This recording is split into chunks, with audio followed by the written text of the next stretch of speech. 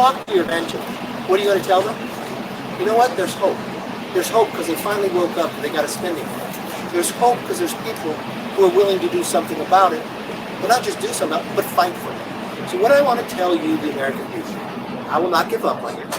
This won't solve all the problems, but this is the first step, and I'm going to come back the next day and get the next step.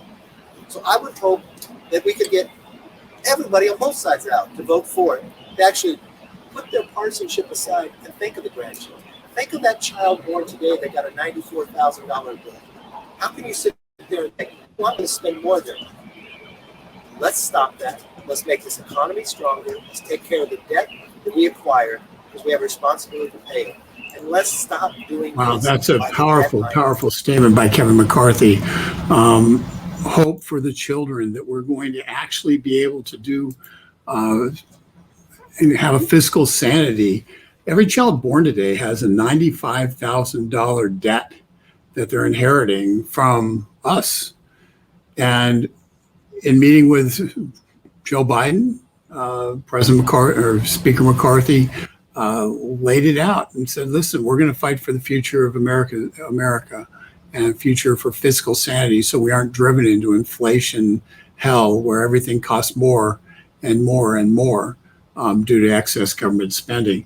Let's see what Majority Whip Tom Emmer had to say. He was speaking on the Fox Business News about this, and he had some pretty important things to say as well. Still have to be a compromise, and that's what politics is all about in the United States. It's predicated on the idea of compromise. You won't get everything.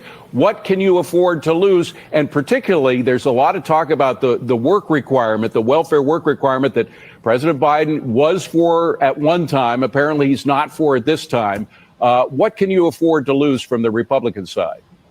Well, again, David, I understand your frustration, but Republicans have passed an eminently reasonable bill. It's not about what Republicans are willing to lose. It's what is President Biden and this administration willing to give?